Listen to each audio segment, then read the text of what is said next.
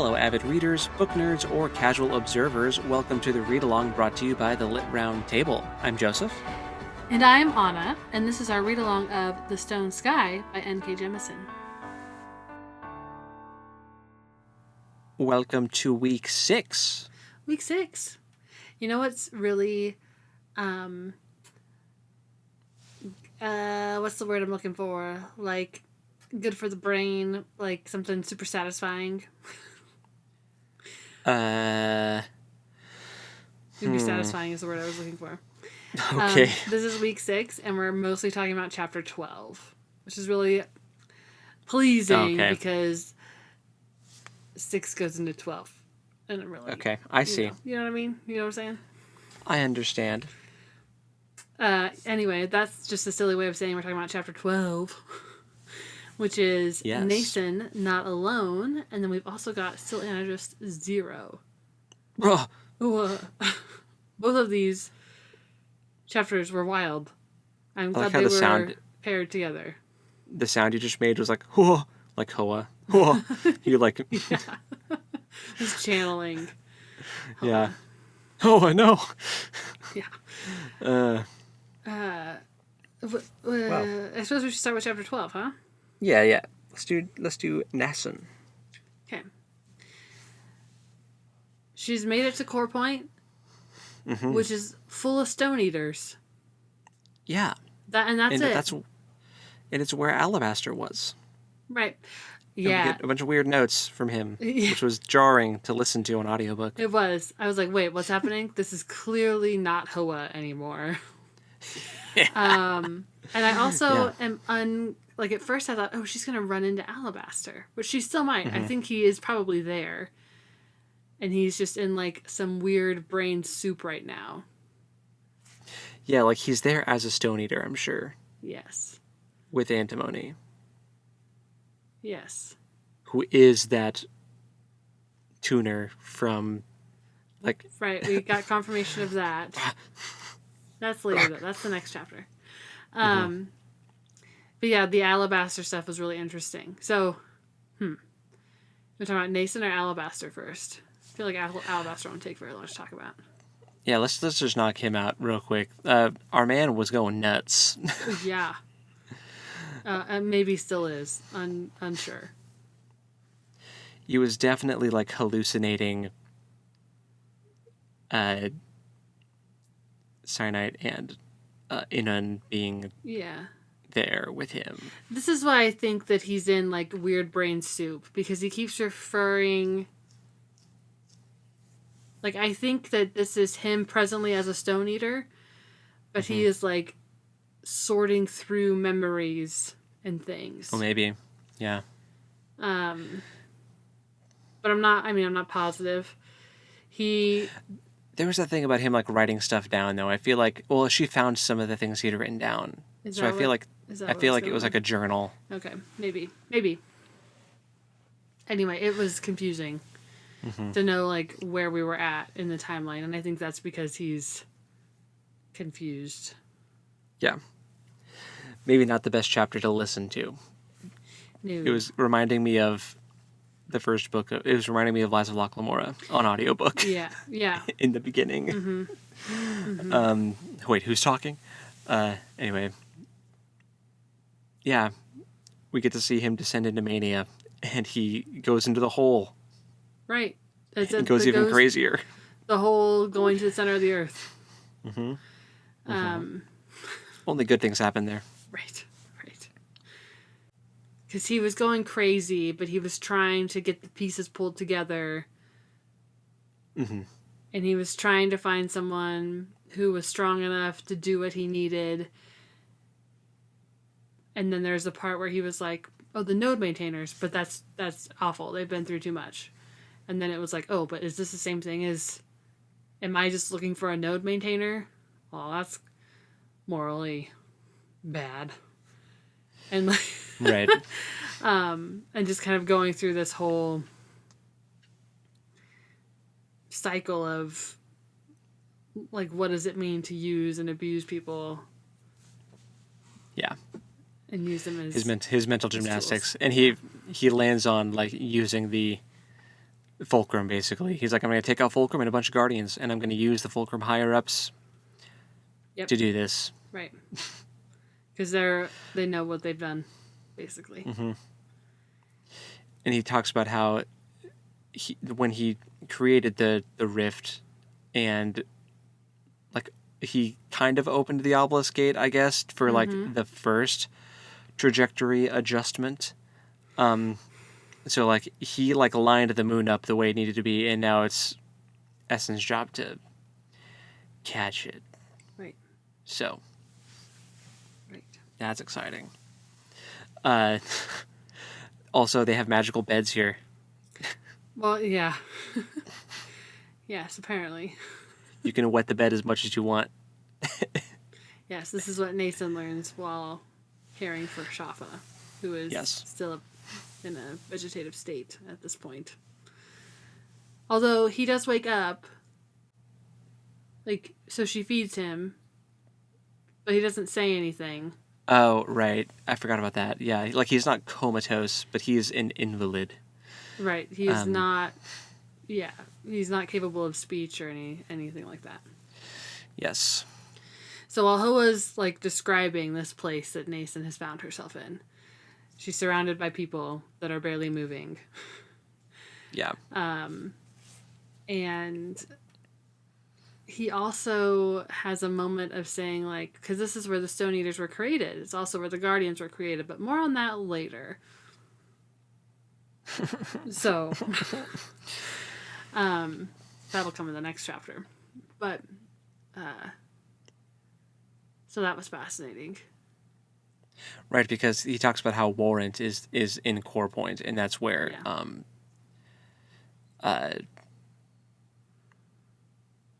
Shafa. Sorry, I got mixed up with his name and Jija, the dad's name. Mm-hmm. My brain broke for a second. Mm-hmm. One of Nathan's father figures. I was just gonna say that. And also, okay, there's some crazy stuff when Steel comes in, Mr. Greyman himself. Yeah. But there was this cool interaction that Nathan had with another Stone Eater where like they snatched a fish from the water and then just like stood there and waited for like, I don't know, a walrus to flop up on the beach and like eat it out of its hand. And it was really cute. It was like, oh, does he just do this every day for this old walrus? Does he just feed him a fish? That's so cute. I feel like this chapter really did change the tone of the Stone Eaters, because up until this point they've been kind of formidable, like scary scheming, creatures like, to interact with, minus Hoa. But even Hoa is scary. Yeah. So this was just like, this felt like just a bunch of kids almost, that are just stuck here. And they are not scary for her. They're taking care of her. Like, there's the one that brings her a satchel of stuff that they think will be useful for her and just leaves it there for her. And it's like stuff that she's like, oh, I can't remember what it was now, but it was like items that she had kind of, I think, assumed would not be an option for her to have. And like food things, and they are being very observant of her in their space. And one of them showed her how to turn on the lights so that it would be warmer, so she wouldn't be so cold. Like, it's very sweet. Yeah. A lot of it. And when you're lying, and the bed doesn't have blankets, you just lie in it, and then you're just covered in, like, magic blankets. Right.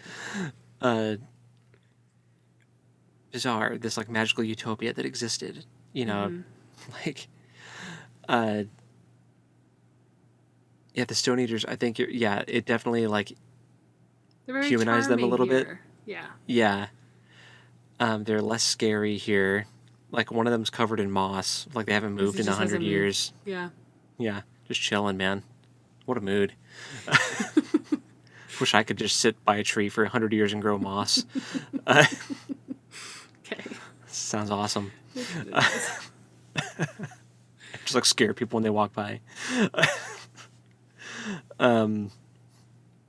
Anyway, the biggest thing for me was the conversation that she had with Steele, because it's like, okay, she's here, but now what, right? She still wants to save Shafa. Like, that's at the forefront of her mind right now. And Steele's like, oh, I told you that wasn't a good idea to bring him. And she's like, well, you lied. You didn't tell me that something that bad was going to happen. Lie by omission, dude. Yeah. So they kind of get into it. And he reminds us again. It's like we had this, like, oh, the charming, cute little stone eaters. And then he reminds us again, like, oh, no. He's like a weeping angel. They're scary. He's terrifying. Yeah. Suddenly appearing in front of you and, like, screaming at you. Like, he has some horror movie moments in this exchange. And then he goes back to just being, like, far away and normal. It's like, yeah, dude, and smiling. You're crazy. You're crazy. He's a creep, for sure. But the things we learned from him, you know, Shafa is not one of the OG Guardians. But he is very old. Which we know what the OG Guardians were now. Right. But he was one that came soon after, presumably. He's like thousands of years old. We learned that this particular Stone Eater is at least like 40,000 years old. And if he is one of the tuners, then that means Hoa is too. He's like... Oh, I see what you're saying. Yeah, if he's one of the original tuners and not someone who was turned into a Stone Eater like Alabaster. But yeah, he's like, what do you think it means to live forever? Like, do you know what that feels like? And then he kind of blows her mind a little bit, this little 10-year-old, of like the implications. She's 11. She's almost 11. Oh, that's true. She's not quite 11 yet. She's crazy. And he kind of breaks her brain a little bit. He's like, this guy has lived for 4,000 years, and he shouldn't be alive right now. Usually they, like, burn themselves out before this. But he managed to, like, bear with it by apparently genuinely caring for and loving his charges. Which is, like, sweet and disturbing and messed up. I mean, this is something that we have bore witness to as well in the reading. Like, initially, Shafa is this villain for sure, and he's still kind of a villain, but he has been humanized through the chapters with Nason and seeing how he does care for her, and did also care for Essen, his Damia, and Zionite. But it's, I mean, this book really does make you question what is love and what does that look like, and how does that manifest between people. It's kind of the running theme, I feel like, one of the many. But yeah. So those are some big revelations from Mr. Gray Man. And he's basically like, no, I'm not helping you save him because he's a piece of crap. Which, yeah, I mean, yeah. Fair. Valid, I suppose. But Steele is also not an angel. Yeah. No. It's a little bit of the pot calling the kettle black, but... Yeah. But I think he sees Shafa as, like, a hindrance, something that's going to, like, get in her way. He doesn't want her to have any attachments before she, you know, hurls the moon at the planet, you know. She doesn't want any reason to not do it. So I think he wants Shafa dead for that reason. And he's withering away. Like, he's, like Shafa is not in a good way. No. No, not at all. Yeah, that was an intense exchange. It was. But after that, I guess, she's like, okay, time to throw the moon at the planet. Yeah, she's still very resolved in what she's doing, but... She still hates the world. She does. So... She does. Yeah. But then, man, the meat of this reading assignment was 0. Yes. Oh, but before that, the very end of Nason's chapter, she goes outside and she sees the moon for the first time. Oh, right. And it's Oh, up yeah, and it has a close, hole in it. and it's huge, and it has a hole in it. And it's not what she expected. She thought it would be yellow like the sun, because someone, I don't remember who, had told her that it used to reflect the sun. So Shafa did. thought Shafa told her. Shafa, okay. So she thought it would be yellow, but it was white, and that kind of is odd to her, which is funny, as people who have always known what Earth's moon looked like. Yeah. We knew it was white. So again, appreciate that little bit from N.K. Jemisin of instilling wonder in things that we are very accustomed to. And yeah, there's a big old hole in the middle of it, which we find out pretty promptly what is up with that. It's a socket, bro. Yeah. Yeah. So, all right. Syl Anagist 0. Here we go. Well, what were the biggest reveals, you think? Okay, so we learned... Well, confirmation that Antimony is one of the original tuners, and Hoa knows her. And, finally... I don't know if he finally, it clicked. Or what. He called her her old name. And she was like...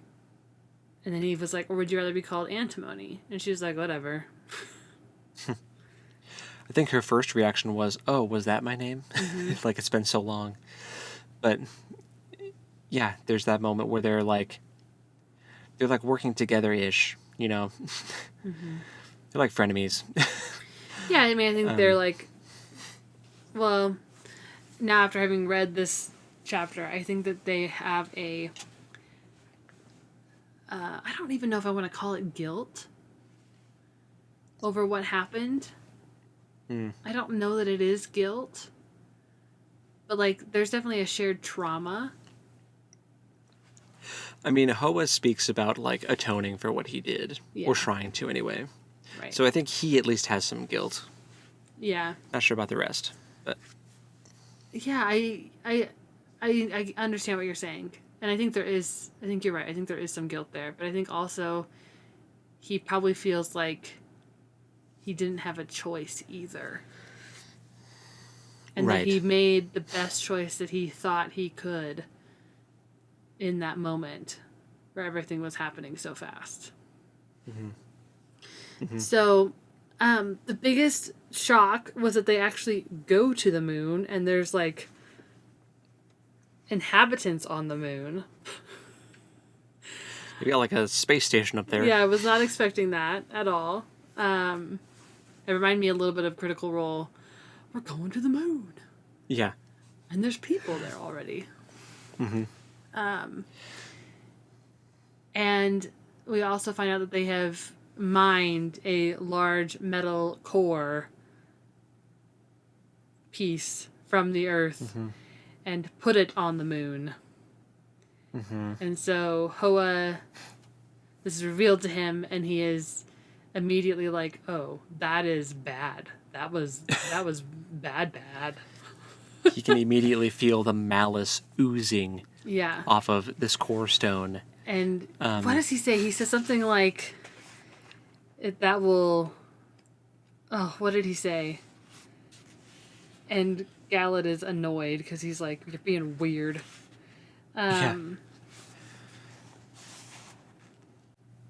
And then he says, "It is angry, I think again, without really knowing why these words come to me. It will do what it has to do." And then who will do what?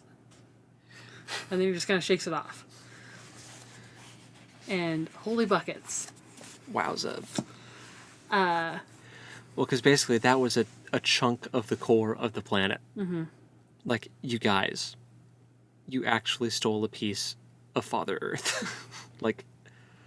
Of his essence. You idiots.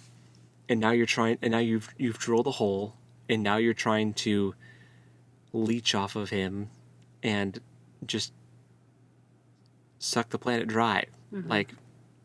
This wasn't actually an infinite power thing. This was just because even Hoa was like, no, even Father Earth's power would run out eventually. Like, and once that's depleted, everything on the planet dies.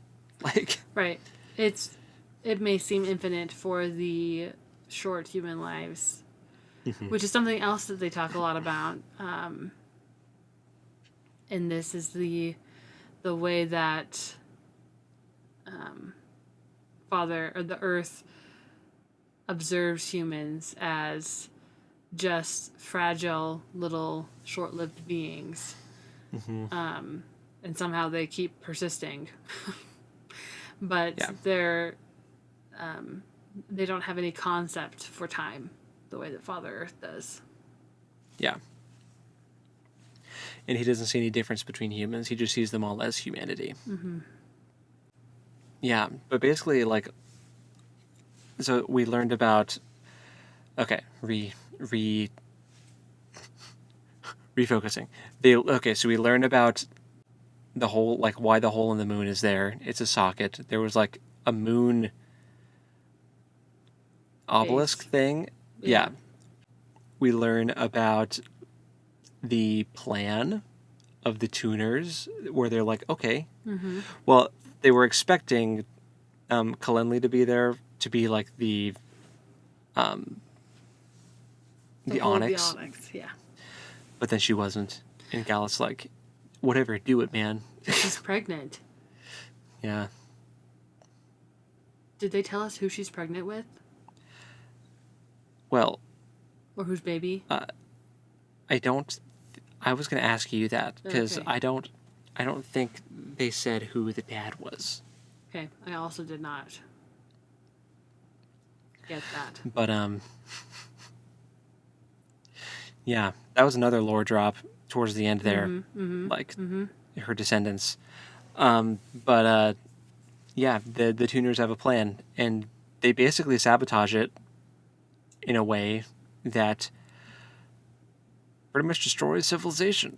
Well, ish. It could have made it worse. I don't know that we can fully blame the tuners. They had a plan. Well, Father Earth got up in there. And Father Earth also had a plan. Yeah. And between the two of them, they certainly got it done. Yeah.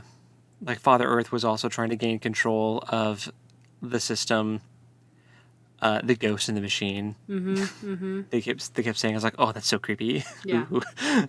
Well, and Hoa had this resolve of, like, they're not going to suck dry any more people like they did the Nice people. They're not going to feed any more people to the briar patches. And I think Father's Earth resolve, though we can't really know it, but I think it can be assumed, is these little leeches are going to stop stealing from me. So I'm going to kill them. Yeah. Yeah, cataclysmic things happen. Obelisks slam into the ground. Well, that's later. That's like never mind. That's 100 years later. That's the shattering. But like, the moon gets flung away. Yeah, Hoa redirects all this power so that it hits the moon. And then he's like, I can't tell you how I got from the moon back to Earth, but I do have nightmares of falling and burning. Yeah. And it was like, as they were trying to enact their plan of sabotage, Father Earth exploded, like, that core that was on the moon. It exploded. And this is how the Guardians were made, by shooting this metal into the worst instigators. So I was like, in hindsight, like, he punished us by turning us into Stone Eaters. So there's our... Yeah, we know how Stone Eaters came to be. Because they weren't really Stone Eaters before, which is why we were so confused about what they were, the tuners. Yes. But he created the Stone Eaters from the tuners, at least initially. And then the people that were trying to, like, enact this plan for the Plutonium Engine, they all get hit with these shards of... Plutonic Engine. Plutonium is a what real... did I say? Oh, sorry. Plutonium. Sorry. Plutonic Engine. That's what I meant to say. And they get turned into Guardians, and, like, that is a far worse fate, according to Hoa. the being turned into a Stone Eater. And so his hypothesis is that Father Earth recognized that the tuners weren't quite as bad, and because they were just doing what they were told. They were being used. Yeah. So. So, I'm going to say I was partially correct that Stone Eaters came from the moon. I agree. We were partially correct. The Stone Eaters came from the moon. Some of them did. The first ones did. Just not how I expected. No, not at all. They did fall from the moon, though. I did not expect the Guardians to be from the moon too, though. I don't think I had said that in my wild predictions for this. But I still just don't know how they made it back from the moon. Right. I mean, Hoa makes some sense because he's rock now. Yeah. The Guardians make less sense. Yeah, he's durable. But maybe that will be revealed. I don't know. True. Maybe they had the wherewithal to jump in the vehicles and like head back before the moon got flung away. I don't know. Yeah, but I think they're definitely where the Guardians came from. Yes. Either way. Yes. And somehow the Guardians made it back to Earth, and they started making more Guardians. I think that I was like applying my own like assumption on how their space station, quote unquote, would work based on how our space stations work, with like there being an Earth base and a moon base, and they talk to each other. Not a moon base, but a space station, and they talk to each other. Anyway, it's all good. But yeah, so we know where the Guardians come from. We know where the Stone Eaters come from. Father Earth made both. We find out that Hoa doesn't ever go back and find Kalenli and her child because he's too embarrassed. That was sad. But we know that her descendants are the stone lore people that were like carving things into stone and like trying to help people survive the seasons. Basically writing like survival tips. Yeah, they're the lorists. for the survivors. At first, I thought they were going to say that like origins are descendants of. That's what I thought too. Yeah. No. Yeah. The lorists. That's where I thought they were going. But yeah, the lorists are the descendants of Kalenli, which is cool. And it was 100 years later when the obelisks fell. Yeah, some of them, not all of them. Yeah. And burrowed into the earth. Wild. And destroyed a lot of it. But some of them are still just floating around in standby mode. We still haven't found out how Hoa ended up in the... You're right.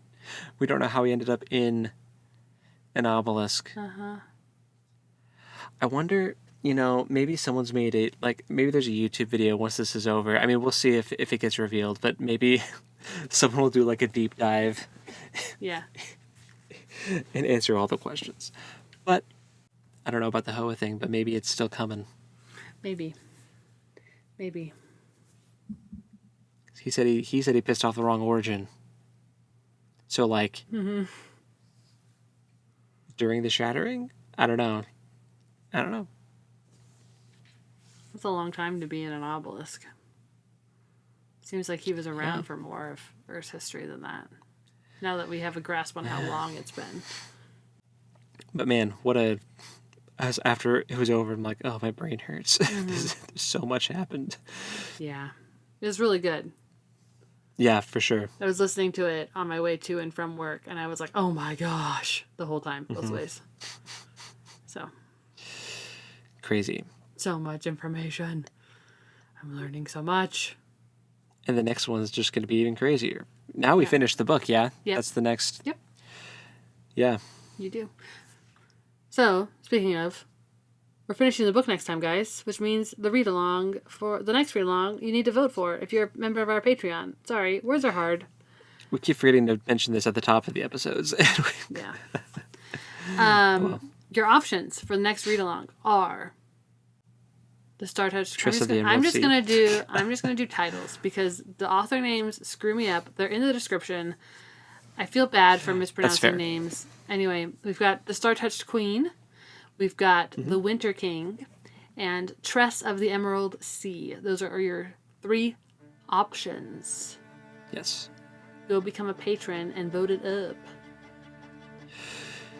Yeah, man. But next time we're finishing this bad boy. So come listen to us then for our reaction to the finale of the series and our overall rating of the series. All that good stuff. We'll see if it sticks the landing. I'm really hopeful. Still If Hoa thoroughly disturbed and engaged. So. Yeah. If Hoa can stick the landing and re-entry back to Earth, I think it's going to be okay. Yeah. We're getting the moon back! Alright. Well, until next time, happy reading. And we'll talk to you next time. Later. Bye.